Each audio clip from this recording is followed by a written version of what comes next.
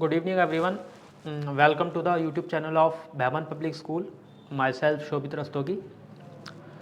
आज इस वीडियो में हम क्लास 10th का फिजिक्स का उससे रिलेटेड कुछ इम्पोर्टेंट फार्मूले और उस पर बेस्ड न्यूमेरिकल करेंगे जो कि आने वाले 2026 के बोर्ड एग्ज़ामिनेशन के लिए बहुत ज़्यादा इम्पोर्टेंट है. तो इसलिए आप लोग देखिए लाइट रिफ्लेक्शन एंड रिफ्रैक्शन. तो बच्चों इसमें पहला आपका जो इम्पोर्टेंट फार्मूला है वो है focal length equal to radius of curvature upon 2, जिसको मैथमेटिकली हम लिखेंगे f equal to r upon 2, जहाँ पर f क्या है स्टूडेंट, f है आपकी फोकल लेंथ और r क्या होती है रेडियस ऑफ कर्वेचर. तो फोकल लेंथ और रेडियस ऑफ कर्वेचर में एक रिलेशन होता है, वो रिलेशन यहाँ पर लिखा है कि f equal to r upon 2. इस फार्मूले का यूज़ हम जब कर सकते हैं कि सपोज़ कीजिए आपको क्वेश्चन में रेडियस ऑफ कर्वेचर दी है और आपसे फोकल लेंथ कैलकुलेट करवा रहा है, या फिर आपको फोकल लेंथ दी है और उससे आप रेडियस ऑफ कर्वेचर को कैलकुलेट करना चाहते हो, तो आप इस रिलेशन का यूज़ कर सकते हो f equal to r upon 2. और ये रिलेशन शो करता है कि जो फोकल लेंथ होती है वो रेडियस ऑफ कर्वेचर का हाफ होती है. ठीक है, फोकल लेंथ क्या होती है, फोकल लेंथ जो है बेटा जैसे कि मिरर में पोल और जो प्रिंसिपल फोकस होता है, पोल और प्रिंसिपल फोकस के बीच की जो डिस्टेंस है उसको फोकल लेंथ कहते हैं, और पोल और सेंटर ऑफ कर्वेचर के बीच की जो डिस्टेंस है उसको रेडियस ऑफ कर्वेचर कहते हैं. तो उसमें रिलेशन, दोनों के अंदर रिलेशन देता है f equal to r upon 2. उसके बाद नेक्स्ट आपका फार्मूला है मिरर फार्मूला, जो कि एक बहुत इंपॉर्टेंट फार्मूला है. बच्चों ज़्यादातर इस पे बेस्ड को एक न्यूमेरिकल आपको बोर्ड एग्जाम में डेफिनेटली मिलेगा, तो इसलिए आपको मिरर फार्मूले की भी नॉलेज होनी चाहिए. मिरर फार्मूला क्या होता है आपका 1 upon f equal to 1 upon u plus 1 upon v. ये हमारा मिरर फार्मूला होता है, वेयर एफ क्या होता है focal length of given mirror. जो भी आपको मिरर दिया है एफ उसकी क्या होती है बेटा फोकल लेंथ होती है. यू शो करता है पोजीशन ऑफ ऑब्जेक्ट, कि जो आपका ऑब्जेक्ट है उसकी पोजीशन को शो करता है यू, और वी शो करता है पोजीशन ऑफ इमेज. ठीक है, तो इस फार्मूले का यूज जो हम करते हैं वो उन न्यूमेरिकल्स के लिए करते हैं जहां पर इन तीनों में से आपको 2 टर्म गिवन करेगा और कोई सी भी थर्ड टर्म आपको कैलकुलेट करनी है. सपोज क्वेश्चन के अंदर आपको u और v दिया है, तो जब आपको u और v दिया है तो आप इस फार्मूले का यूज़ करके f को कैलकुलेट कर सकते हैं, या फिर आपको f और u दिया है तो आप इस फार्मूले का यूज़ करके v को कैलकुलेट कर सकते हैं, या फिर f और v दिया है तो इस फार्मूले का यूज़ करके आप u को कैलकुलेट कर सकते हैं. लेकिन इस फार्मूले में एक चीज़ और है बच्चों, साइन कन्वेंशन. थोड़ा साइन कन्वेंशन को भी आपको ध्यान रखना पड़ेगा, क्योंकि जब आप न्यूमेरिकल सॉल्व करते हैं इस फार्मूले पर तो साइन कन्वेंशन का एक बहुत बड़ा पार्ट होता है, क्योंकि उसके अंदर आपको प्लस और माइनस का साइन डिसाइड करना होता है जो नॉर्मली न्यूमेरिकल के अंदर मेंशन नहीं होता है. तो वो साइन कन्वेंशन के अकॉर्डिंग आपको डिसाइड करना है, वो जब मैं आपको न्यूमेरिकल इस पे बेस्ड कराऊंगा तब आपको एक्सप्लेन करूंगा. नेक्स्ट फार्मूला आता है रिफ्रैक्टिव इंडेक्स ऑफ मीडियम. ठीक है, तो बेटा जैसे कि आपको पता है कि रिफ्रैक्शन में जब कोई light one medium to another medium जाती है तो वो क्या होती है अपनी डायरेक्शन को चेंज करती है, और इस फेनोमेना को हम बोलते हैं क्या रिफ्रैक्शन ऑफ लाइट. तो जब कभी भी लाइट बेटा एक मीडियम से दूसरे में जाती है तो उसकी जो वेलोसिटी है वो चेंज होती है, और यही कॉज होता है फॉर द रिफ्रैक्शन. तो उसके लिए जो हम कभी कभी मटेरियल का क्या निकालते हैं रिफ्रैक्टिव इंडेक्स निकालते हैं, तो उस रिफ्रैक्टिव इंडेक्स को निकालने का फार्मूला होता है. और रिफ्रैक्टिव इंडेक्स जो है 2 टाइप का होता है, एक relative refractive index of medium होता है, या फिर आप उसको मटेरियल भी कह सकते हैं, और एक absolute refractive index of medium होता है. अब रिलेटिव और एब्सोल्यूट में डिफरेंस क्या होता है कि एक्चुअली जब कोई लाइट एक किसी मीडियम से फर्स्ट मीडियम से सेकंड में जाती है तब जो रिफ्रैक्टिव इंडेक्स होगा मीडियम का वो रिलेटिव होगा, क्योंकि वो फर्स्ट पे रिलेट करेगा यानी फर्स्ट पे बेस्ड होगा. ठीक है, तो उसको रिलेटिव रिफ्रैक्टिव इंडेक्स कहते हैं. ठीक है, क्योंकि उसमें मीडियम 1 अगर आप चेंज कर दोगे और मीडियम 2 को सेम रखोगे तब जो रिफ्रैक्टिव इंडेक्स की वैल्यू है वो चेंज हो जाती है. ठीक है, तो इसलिए इसको रिलेटिव रिफ्रैक्टिव इंडेक्स कहते हैं, क्योंकि इसमें जो रिफ्रैक्टिव इंडेक्स होता है वो मीडियम फर्स्ट पर बेस्ड होता है. तो इसका फार्मूला होता है बच्चों, बहुत सी जगह इसको हम म्यू या फिर n दोनों से शो करते हैं. इसको लिखने का तरीका क्या है, n21 का मतलब है refractive index of medium second with respect to medium first. ठीक है, यानी इससे ध्यान रखिएगा कि इससे जो रिफ्रैक्टिव इंडेक्स निकल के आएगा वो मीडियम 2 का निकल कर आएगा विद रिस्पेक्ट टू मीडियम 1. तो इसका फार्मूला होता है बेटा v1 अपॉन v2. यानी कि आप क्या करेंगे, जो velocity of light in medium 1 है उसको डिवाइड कर दीजिए velocity of light in medium 2, तो आपको क्या मिल जाएगा, refractive index of medium 2 with respect to medium first आपको मिल जाएगा। इसमें एक ट्रिक मैं आपको बता देता हूँ, थोड़ा सा बच्चे कंफ्यूज्ड होते हैं कि इसमें याद रखिएगा जिसका भी आप रिफ्रैक्टिव इंडेक्स निकालेंगे, जिस मीडियम का निकालेंगे, तो उसकी जो वेलोसिटी है it should be in denominator, वो डिनोमिनेटर में होनी चाहिए, और जिसके रेस्पेक्ट में निकालेंगे उसके अंदर उसकी वेलोसिटी हम न्यूमरेटर में लेंगे। तो अगर आपको 2 मीडियम का निकालना है 1 के रेस्पेक्ट में, तो V2 डिनोमिनेटर में आएगा, V1 न्यूमरेटर में आएगा। लेकिन अगर सपोज करो आपसे उल्टा कह दे, वो कहे 1 का निकालिए 2 के रेस्पेक्ट में, तो वो हो जाएगा N12, तब यहां पर V1 लिखेंगे और यहां पर V2 लिखेंगे। तो इस तरीके से हम किसी भी मीडियम का क्या निकाल सकते हैं, रिलेटिव रिफ्रैक्टिव इंडेक्स निकाल सकते हैं। उसके बाद अगला जो आपका है वो है absolute refractive index. Absolute refractive index क्या होता है, ये फिक्स्ड रिफ्रैक्टिव इंडेक्स होता है एक मीडियम का, जो फर्स्ट मीडियम के चेंज होने पे नहीं बदलता। रीजन ये है क्योंकि यहाँ पर फर्स्ट मीडियम फिक्स्ड होता है, यानी जब कोई रे जो है वो वैक्यूम से एक मीडियम में ट्रेवल करेगी या एयर से मीडियम में ट्रेवल करेगी, तब जो मीडियम का रिफ्रैक्टिव इंडेक्स होता है उसको हम एब्सोल्यूट रिफ्रैक्टिव इंडेक्स कहते हैं। और उसको निकालने का जो फार्मूला होता है वो होता है, उसको जनरली हम म्यू या एन से शो करते हैं, और इसका फार्मूला होता है C/V, जहां पर C क्या है, सी क्या, speed of light in air या वैक्यूम आप इसको कह सकते हैं, और वी जो होती है वो फिर speed of light in medium हो जाती है, क्योंकि इसमें लाइट हमेशा, इसमें जो फर्स्ट मीडियम होता है वो हमेशा एयर या वैक्यूम होता है, इसलिए हमेशा ऊपर सी आता है और नीचे जिस मीडियम का भी आपको रिफ्रैक्टिव इंडेक्स कैलकुलेट करना है, ठीक है, तो उसकी वेलोसिटी जो है स्पीड नीचे आ जाती है। तो इस फार्मूले से आप क्या निकाल सकते हैं, absolute refractive index of medium निकाल सकते हैं।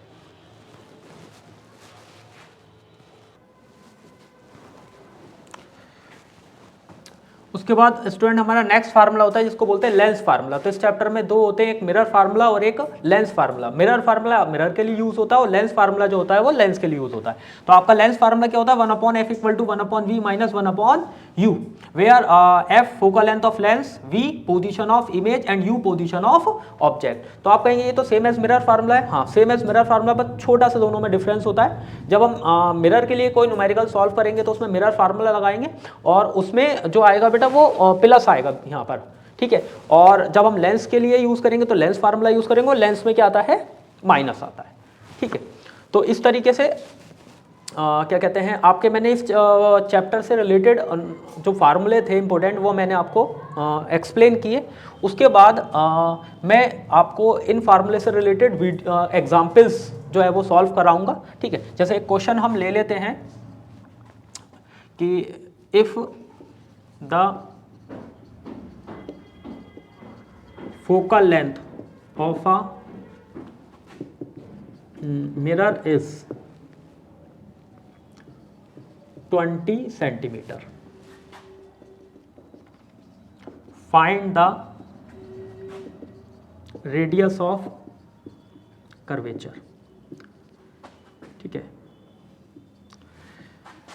तो स्टूडेंट इसका सॉल्यूशन क्या होगा, जैसे कि अब आपको मैंने पहला फार्मूला बताया था, relation between focal length and radius of curvature. तो ये उसी से रिलेटेड है कि if the focal length of mirror is 20 centimetre find the radius of curvature. तो इसके सॉल्यूशन में पहले आपको फोकल लेंथ गिवन है, तो एफ हो गया आपका 20 सेंटीमीटर, और आपसे क्या कह रहा है कि radius of calculation, radius of curvature को कैलकुलेट कीजिए। तो क्या रिलेशन होता है, मैंने आपको बताया था बेटा, एफ इक्वल टू क्या होता है, r/2, या you can say r is equal to 2f। तो ये हो जाएगा 2 into focal length is 20, so 40 centimetre. तो ये आपकी क्या निकल कर आ गया बेटा, रेडियस ऑफ कर्वेचर निकल कर आ गई। इसमें एक चीज और आप देखेंगे कि कभी कभी इस क्वेश्चन में आपसे नेचर ऑफ मिरर पूछ सकता है। तो यहाँ पे नेचर क्या होगा मिरर का, नेचर ऑफ मिरर, या यू कैन से nature of mirror means types of mirror, कि मिरर्स आर 2 टाइप्स। आपको पता है 2 टाइप्स के मिरर होते हैं, कॉनकेव एंड कॉन्वेक्स। तो अब यहाँ पर ये जो फोकल लेंथ है वो किस टाइप के मिरर के लिए है, कॉनकेव के लिए है या फिर कॉन्वेक्स के लिए। तो बच्चों आपको पता होना चाहिए कि 2 टाइप के आपके मिरर होते हैं, कॉनकेव और कॉन्वेक्स।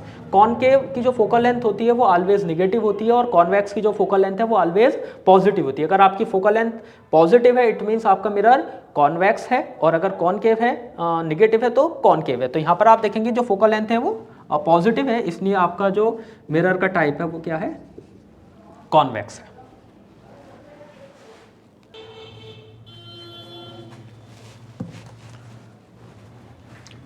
स्टूडेंट अब आपका नेक्स्ट क्वेश्चन है, an object 4.0 centimetre in size is placed 25 centimetre of a concave mirror of focal length 15 centimetre at what distance from the mirror should a screen be placed to obtain a sharp image, find the nature and size of image. तो student ये कि NCERT का एक important question है, ठीक है। तो इसको किस तरीके से सॉल्व करेंगे हम, तो ये जो आपका क्वेश्चन है ये मिरर फार्मूले से रिलेटेड है। आपको कैसे पता चला ये मिरर फार्मूले से रिलेटेड है, क्योंकि इसमें मिरर है। अगर इसी तरीके से स्टूडेंट अगर इसमें ये क्वेश्चन में लेंस मेंशन होता तो ये आपका क्वेश्चन लेंस फार्मूले से रिलेटेड होता। तो इस क्वेश्चन में कह रहा है an object 4 centimetre in size, यानी कि यहाँ पर ऑब्जेक्ट का साइज आपको गिवन है, यानी कि ऑब्जेक्ट का साइज क्या है आपका ओ से शो करते हैं कितना है 4 सेंटीमीटर, ठीक है। इस place 25 centimetre in front of concave mirror, यानी जो ऑब्जेक्ट है वो मिरर के सामने 25 सेंटीमीटर डिस्टेंस पे रखा है। तो ये आपको शो करें, यानी ये पोजीशन ऑफ ऑब्जेक्ट हो गया जिसको शो करेंगे यू से, यानी 25 सेंटीमीटर। लेकिन as per the sign convention object हमेशा कहाँ रखते हैं हम, ऑब्जेक्ट हमेशा लेफ्ट साइड रखा जाता है, कि जब भी आप बात करेंगे तो ऑब्जेक्ट हमेशा किधर होता है बेटा, लेफ्ट साइड होता है। तो लेफ्ट साइड हमेशा क्या होती है बेटा, निगेटिव होती है, और राइट साइड में जो डिस्टेंस काउंट होती है वो सब पॉजिटिव होती है। तो इसलिए हम यहाँ पर यू जो लेंगे वो माइनस का लेंगे, यू कितना हो गया -25। At what distance from the mirror should a screen be placed to obtain a sharp image? तो अब हमें डिस्टेंस निकालनी है, ठीक है, और हमें फोकल लेंथ भी गिवन है, फोकल लेंथ 15 सेंटीमीटर है, तो ये हमारा एफ हो गया 15 सेंटीमीटर। अब फोकल लेंथ का जो साइन होता है वो पॉजिटिव और नेगेटिव दोनों होते हैं, जैसे कि मैंने बताया था आपको साइन कन्वेंशन के अकॉर्डिंग।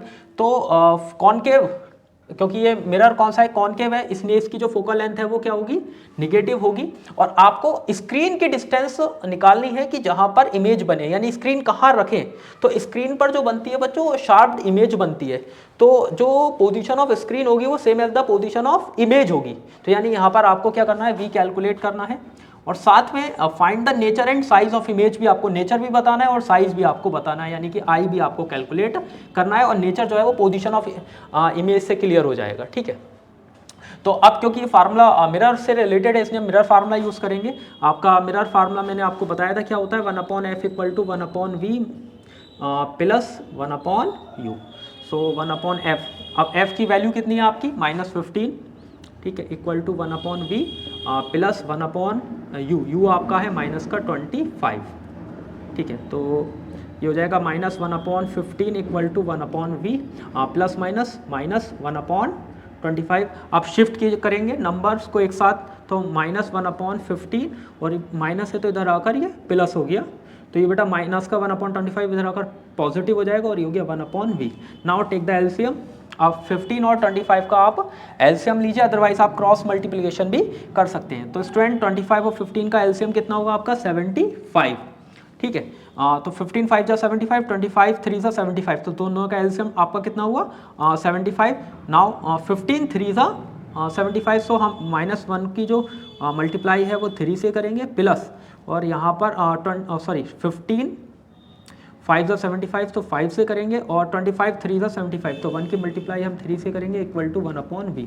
तो ये हो गया आपका -5 plus 3/75 equal to 1/v। Now -5 plus 3 -2/75 equal to v। Apply the cross multiplication, तो ये हो जाएगा आपका -2v equal to 75, otherwise you can say v is equal to -75/2, you can say -37.5 centimetre. तो स्टूडेंट ये क्या निकल कर आया, ये पोजीशन ऑफ इमेज आया, यानी कि इमेज जो है वो 37.5 सेंटीमीटर बनेगी। अब क्योंकि ये निगेटिव है तो इसका मतलब निगेटिव मतलब लेफ्ट साइड बनेगी, ठीक है। तो आपकी पोजीशन ऑफ इमेज आ गई, और यही स्क्रीन की पोजीशन होगी, क्योंकि इमेज जो है हमेशा स्क्रीन पर जहाँ स्क्रीन होगी वहीं पे इमेज बनेगी, ठीक है। उसके बाद इसने आपसे क्या पूछा, find the nature and size of image, यानी आपको नेचर भी बताना है और साइज भी कैलकुलेट करना है। तो नेचर की बात करेंगे अगर हम, तो नेचर ऑफ इमेज, तो नेचर ऑफ इमेज की बात करते हैं हम। तो बेटा डू यू नो कि जब भी कोई इमेज किधर बनती है, लेफ्ट साइड बनती है, तो उसका नेचर क्या होता है, उसका नेचर होता है हमेशा रियल, ठीक है। और जब राइट साइड बनती है तो उसका नेचर क्या होता है बेटा, वर्चुअल होता है, ठीक है। तो यहाँ पर क्योंकि निगेटिव है, निगेटिव का मतलब लेफ्ट साइड आपके पोल के लेफ्ट साइड जो है वो इमेज बनेगी, इसका मतलब जो नेचर हो गया वो क्या हो गया, रियल। और रियल इमेज हमेशा क्या होती है, इन्वर्टेड होती है। तो याद रखिए यहाँ पर जो नेचर ऑफ इमेज होगा वो क्या होगा, रियल एंड इन्वर्टेड। और अगर यही पॉजिटिव, अगर v पॉजिटिव आता तो फिर इमेज आपकी किधर बनती बेटा, राइट साइड बनती। राइट साइड का मतलब हो गया कि आपका जो नेचर होता है इमेज का वो क्या होता है, वर्चुअल एंड इरेक्ट होता। एक चीज़ और ध्यान रखिएगा कि अगर इमेज रियल है तो हमेशा इन्वर्टेड होती है, और इमेज अगर वर्चुअल है तो हमेशा इरेक्ट होती है। इन्वर्टेड मतलब डाउनवर्ड द प्रिंसिपल एक्सिस बनेगी, नीचे को बनेगी, और इरेक्ट का मतलब प्रिंसिपल एक्सिस के ऊपर बनेगी। ठीक है। उसके बाद इसमें एक चीज़ और पूछिए बच्चों, साइज ऑफ इमेज, कि आपको साइज और कैलकुलेट करना है। तो उसके लिए बच्चों एक आता है मैग्निफिकेशन। मैग्निफिकेशन होता है आपका, मैग्निफिकेशन जो हमारा फार्मूला होता है वो होता है m इजिकल टू कितना बेटा, I अपॉन O, यानी the ratio of size of image to the size of object is called magnification. तो अब क्योंकि आपको देखो I कैलकुलेट करना था, बट यहाँ पर I के साथ में आपको O गिवन है बट M नहीं दिया, तो आप विदाउट M के तो I को कैलकुलेट नहीं कर सकते हैं, इसलिए आपको यहाँ से M को रिमूव करना है। तो M आल्सो इक्वल टू होता है माइनस V अपॉन यू। तो हो जाएगा फार्मूला आपका कितना बेटा, minus V upon u equal to I upon u. अब आप इसमें वैल्यू पुट कर दीजिए, माइनस आपका v कितना है, आपकी v की value I minus 37.5 upon u। u आपका गिवन है minus 25 equal to I upon O। O की वैल्यू भी आपको गिवन है 4 सेंटीमीटर। ठीक है, तो आप हम इसको सॉल्व करेंगे तो माइनस से माइनस कैंसिल हो जाएगा आपका। नाउ 25 आंसर 25 कितना 12, 25 5 125। ठीक है, तो ये हो जाएगा minus 1.5 upon 1 equal to I upon 4। Now apply cross, so I is equal to minus 6.0 centimetre. तो ये आपका क्या निकल के आया स्टूडेंट, साइज ऑफ इमेज आ गया कि आपकी जो इमेज है वो माइनस 6 सेंटीमीटर उसका साइज होगा। और देखो माइनस आने का मतलब है डाउनवर्ड द प्रिंसिपल एक्सिस। आप जो है इसको नोट कर सकते हैं।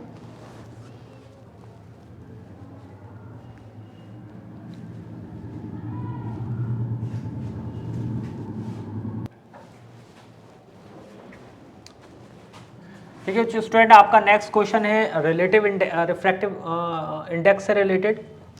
Light enters from air to glass having refractive index 1.50, it is not in centimeter. The light enters from air to glass having refractive index 1.50.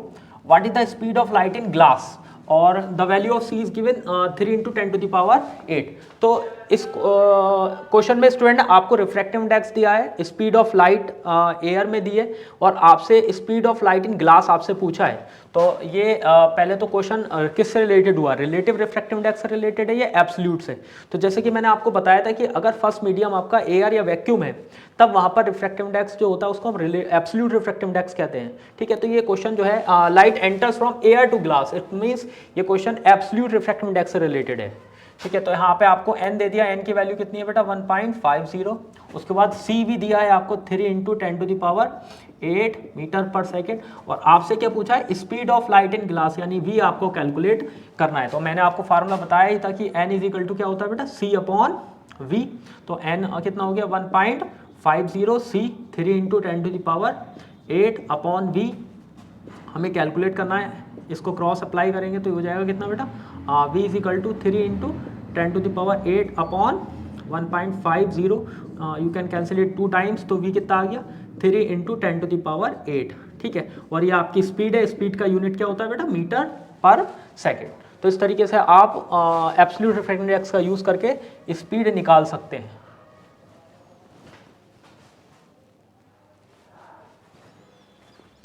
Next question है बच्चों आपका कि a ray of light goes water to glass, find the refractive index of glass with respect to water. तो देखिए इस question में क्या है कि एक रे है लाइट, ठीक है, रे ऑफ लाइट है which goes water to glass, जो वाटर से बेटा किस में जा रही है, ग्लास में जा रही है। तो आपको क्या करना है, आपको रिफ्रैक्टिव इंडेक्स कैलकुलेट करना है ग्लास का विद रिस्पेक्ट टू वाटर। तो जैसे कि मैंने आपको बताया था कि यहाँ पर जो मीडियम 1 है वो एयर नहीं है, यानी वैक्यूम नहीं है, और लाइट जो है वाटर टू ग्लास जा रही है, यानी मीडियम 1 जो है वो वाटर है और मीडियम 2 जो है वो ग्लास है।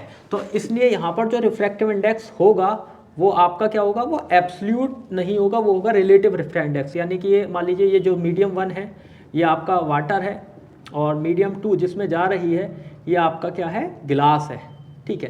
तो स्पीड ये हो गई वाटर में, और यहाँ पर स्पीड हो जाएगी गिलास में, ठीक है। तो आपको दिया भी है कि speed of light in water 2.25 into 10⁸ और speed of light in glass is 2 into 10⁸। तो जैसे कि मैंने आपको फार्मूला बताया था रिलेटिव रिफ्रैक्टिव इंडेक्स का, तो हम वो यूज़ करेंगे। तो यहाँ पे लिखेंगे हम velocity refractive index of glass with respect to water. तो जैसे कि मैंने बताया था कि जिस मीडियम का भी आप रिफ्रैक्टिव इंडेक्स कैलकुलेट करेंगे उसकी वेलोसिटी डिनोमिनेटर में लिख दीजिएगा, और फर्स्ट मीडियम की आप फिर काय में लिख देंगे, न्यूमरेटर में।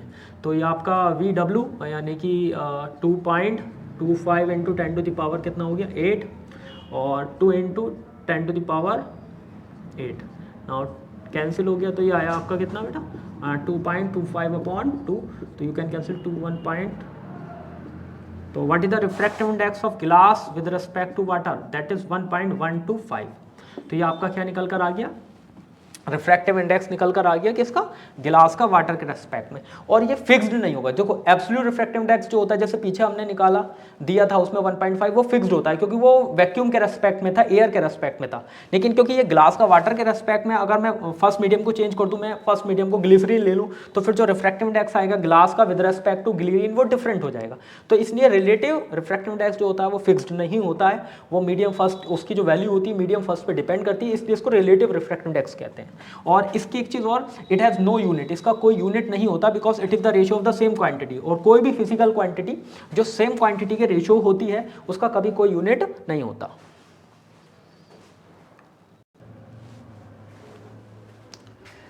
नेक्स्ट क्वेश्चन है आपका, an object is placed 20 centimetre in front of a convex lens of focal length 10 centimetre, find the position and nature of image. तो स्टूडेंट इसमें आपको क्या है, इस क्वेश्चन में आपको पोजीशन ऑफ ऑब्जेक्ट गिवन है, फोकल लेंथ गिवन है, और position and nature of image आपको उससे कैलकुलेट करा रहा है। तो इसका मतलब ये है क्योंकि कॉन्वेक्स लेंस है तो ये क्वेश्चन जो रिलेटेड हो गया वो लेंस फार्मूले से रिलेटेड हो गया, तो इसमें हम लेंस फार्मूला यूज़ करेंगे।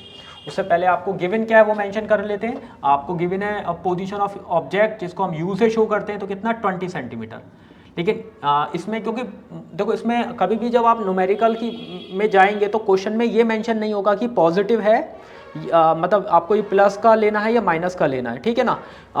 लेकिन ऑब्जेक्ट हमेशा लेफ्ट साइड रखा जाता है, इसलिए यू की जो वैल्यू है वो हमेशा निगेटिव होगी, ठीक है। तो ये हो जाएगा माइनस का। उसके बाद कॉन्वेक्स लेंस की फोकल लेंथ गिवन है 10 सेंटीमीटर, तो 10 सेंटीमीटर हम लेंगे। अब इसमें भी साइन कन्वेंशन का यूज़ होता है, पॉजिटिव या निगेटिव। तो कॉन्वेक्स लेंस की जो फोकल लेंथ है वो हमेशा पॉजिटिव होती है, और कॉनकेव की जो होती है वो निगेटिव होती है। तो इसलिए हम यहाँ पे प्लस का यूज़ करेंगे क्योंकि ये हमारा कॉन्वेक्स लेंस है। उसके बाद आपसे v कैलकुलेट करवा रहा है। तो now your lens formula 1/f = 1/v minus 1/u। तो 1/f, f की वैल्यू हो गई आपकी 10, 1/v कैलकुलेट करना, माइनस 1/u, u आपका हो गया -20। तो 1/10 = 1/v, minus minus plus 1/20, so 1/10 shift करेंगे हम, तो ये हो जाएगा, ठीक है। Now take the LCM, what is the LCM 10 and 20, तो 10 और 20 का एलसीएम 20 होगा आपका। Now 10 2 = 20, so 2 1 = 2, minus 20 1 = 20, so 1 1 = 1 = 1/v। Now 1/20 = 1/v cross, now v = 20 centimetre. तो this is the position of image. लेकिन इसमें आपसे नेचर ऑफ इमेज भी पूछ रहा है, तो नेचर के लिए पोजीशन का पता होना ज़रूरी है, नेचर ऑफ इमेज। तो बेटा आप देखेंगे आपका v किधर आया, पॉजिटिव। जैसे कि आपको पता होगा कि लेंस में दो साइड होती हैं, लेफ्ट और right. Anything which is in left that is negative, anything which is in right that is positive. तो आप देखेंगे कि यहाँ पर जो आपका v आया वो प्लस का आया है ना। तो इसका मतलब जो इमेज है वो आपकी किधर बनेगी, राइट साइड बनेगी। और एक चीज़ का ध्यान रखिएगा, लेफ्ट साइड लेंस में जो इमेज बनती है वो हमेशा क्या होती है बेटा, वर्चुअल होती है। राइट साइड जो बनती है वो हमेशा क्या होती है, वो रियल होती है, ठीक है। तो क्योंकि आपका ये पॉजिटिव है तो इसका मतलब जो नेचर ऑफ इमेज है वो आपका क्या होगा, रियल हो जाएगा। और रियल इमेज हमेशा क्या होती है, इन्वर्टेड होती है। जैसे कि मैंने आपको बताया कि रियल इमेज हमेशा इन्वर्टेड होती है और वर्चुअल इमेज हमेशा इरेक्ट होती है।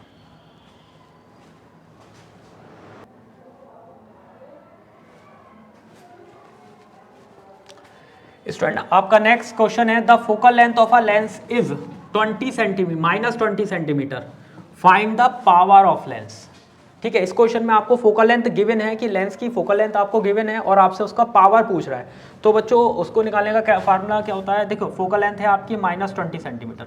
अच्छा, माइनस क्या इंडिकेट कर रहा है कि माइनस इंडिकेट कर रहा है कि आपकी फोकल लेंथ क्योंकि निगेटिव है, it means this lens is concave lens, ये आपका कॉनकेव लेंस है और आपसे इसकी पावर कैलकुलेट करवा रहा है। तो स्टूडेंट पावर और फोकल लेंथ में एक रिलेशन होता है, वो रिलेशन होता है P = 1/f।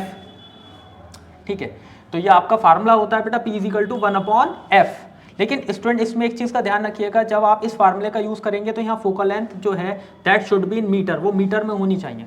लेकिन most of the questions focal length जो होती है वो सेंटीमीटर में दी होती है, तो या तो आप उसको मीटर में कन्वर्ट कर लीजिए, अदरवाइज आप इसको लिख सकते हैं ऐसे 100/f।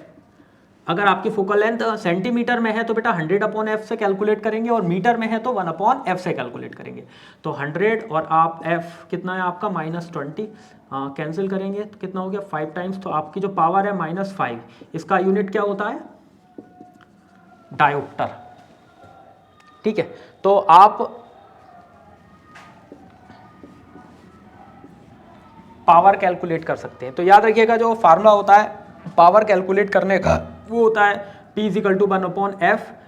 f लेकिन मीटर में होना ज़रूरी है बेटा 1 अगर है, और अगर आपका फोकल लेंथ सेंटीमीटर में है तो आप बेटा 100/f से कैलकुलेट करेंगे। एक चीज़ और, आप इसका नेचर भी कभी कभी आपसे नेचर पूछ लेगा, नेचर या टाइप ऑफ लेंस। तो लेंस का अगर नेचर की बात करेंगे तो बेटा पावर आपकी निगेटिव है, तो याद रखिए पावर और फोकल लेंथ जो अगर नेगेटिव होती है तो आपका जो लेंस है वो कॉनकेव लेंस है, और अगर पॉजिटिव है तो फिर वो कॉन्वेक्स है। तो यहाँ पर क्योंकि पावर नेगेटिव है तो इसका मतलब आपका जो लेंस है वो कॉनकेव लेंस।